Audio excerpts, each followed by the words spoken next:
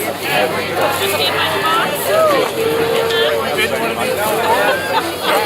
have I, and I just thought about going to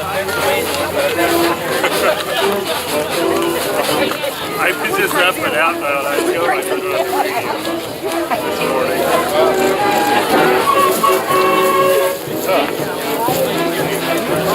Well, hello, Nellie. I'm good. How are you? I just said that. No, we probably couldn't find it. For a while. Well, agreed.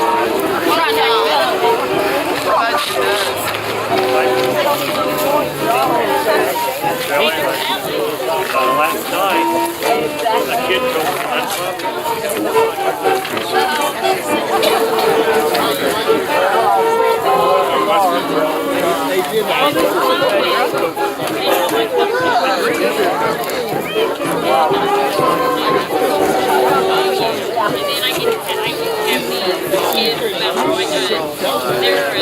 they're free of all. My son's on the road and it's In the back.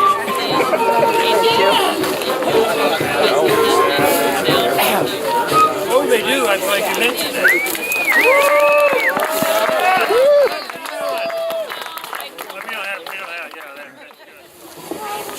Welcome to the Hope Town Square on this sunny morning.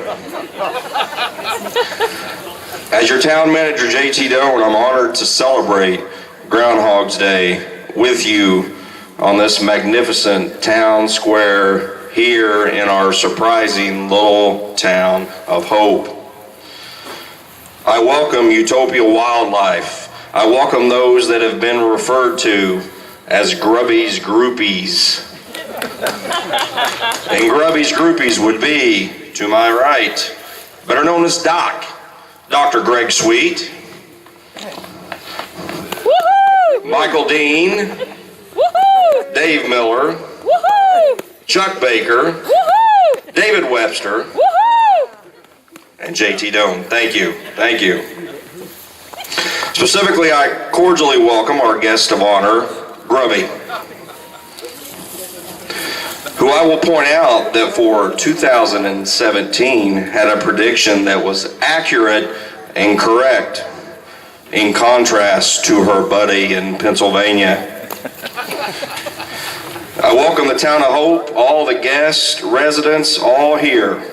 On this day, February 2nd, 1887, Groundhog Day, featuring a rodent meteorologist, is celebrated for the first time at Gobbler's Knob in where? Puxatawny. Thank you. According to tradition, if a groundhog comes out of its hole on this day and sees its shadow, there will be 6 more weeks of winter weather. Yeah, the sun's coming out. Hurry. Grubby, do you hear that? No shadow means an early spring.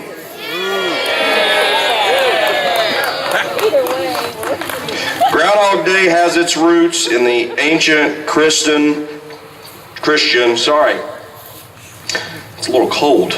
Yeah. Tradition of Candlemas Day, when clergy would bless and distribute candles needed for winter. The candles represented how long and cold the winter would be. Germans expanded on this concept by selecting an animal. This animal was the hedgehog, as a means of predicting weather. Once they came to America, German settlers in Pennsylvania continued the tradition, although they switched from hedgehogs to groundhogs, which were plentiful in the Keystone State. Again, it's an honor to celebrate Groundhog's Day. When I delivered the State of the Town address on December the 14th, the theme for this year was investing in our future while honoring our past. This is a part of the past of America, and it's part of the tradition, and I'm proud to have it here at the Town of Hope. So I now will hand the mic over to Grubby's groupie, David Miller. Thank you.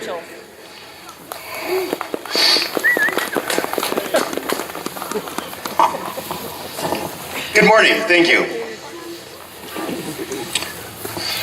Grubby, awake from your slumber and tell us the news.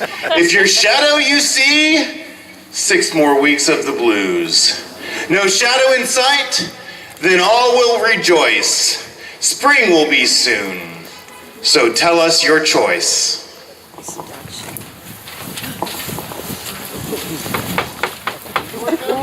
Watch him, Connor. Watch.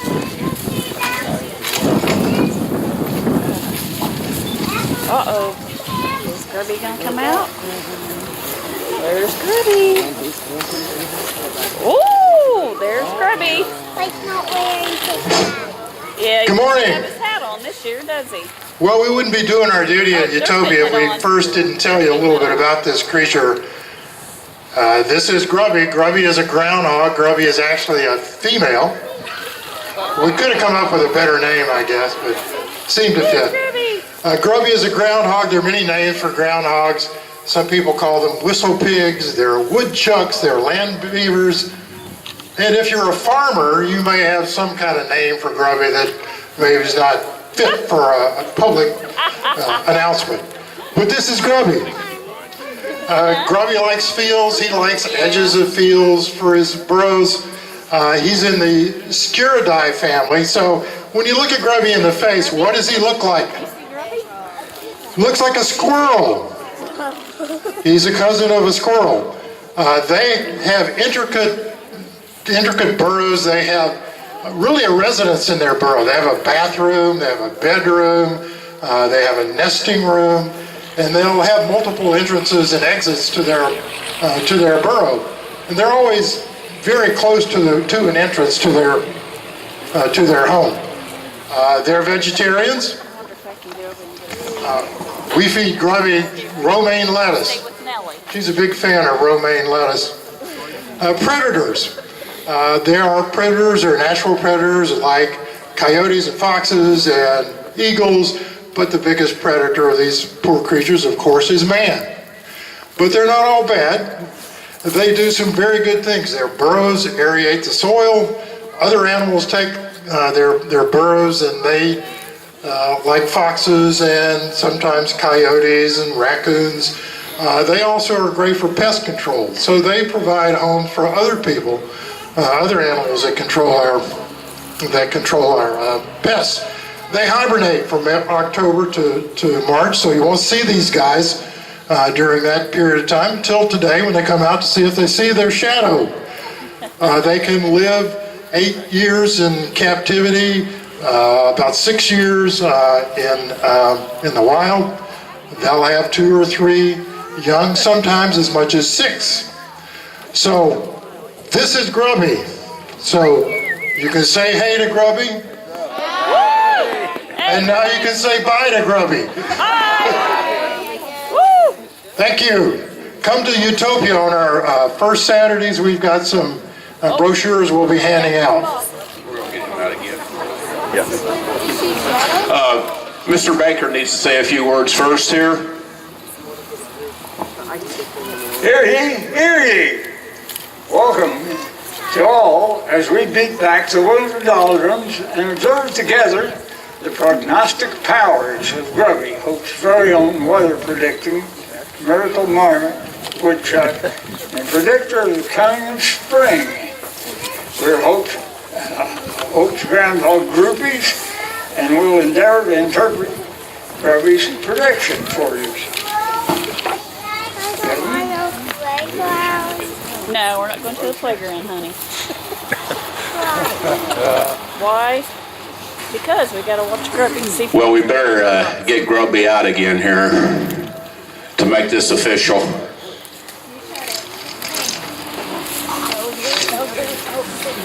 Gather around. Let's go. Walk in. Walk in. Yeah, walk the sun.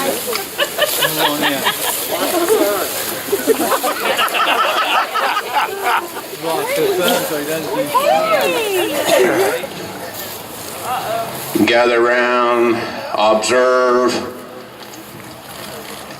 I think I better adjust my equipment here.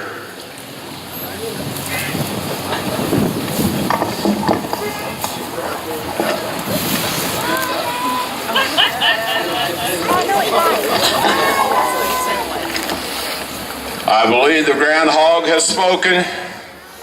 It now can be told, her shadow she sees. Oh my. I didn't see the shadow. 6 more weeks of the cold and the winter blues. Oh, listen to that crowd. I don't think Grubby likes it. No. Thank you so much for being here. And Michael, where are you?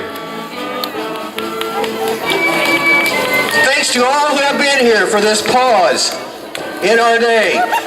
Now join us at Willow Leaves for light refreshments. Thank you.